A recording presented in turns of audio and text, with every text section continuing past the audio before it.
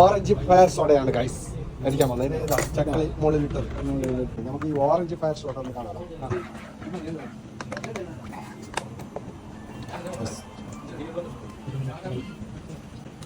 അല്ല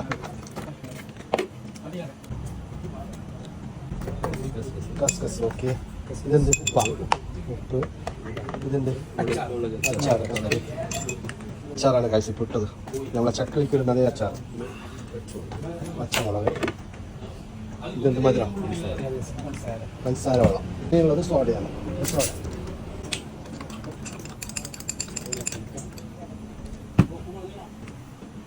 soda orange fire സോഡയാണ് guys.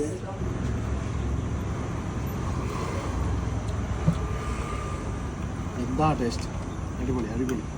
ഈ ചൂട് കാലത്ത് പറ്റിയ ഐറ്റംസാണ് ഗൈസ്.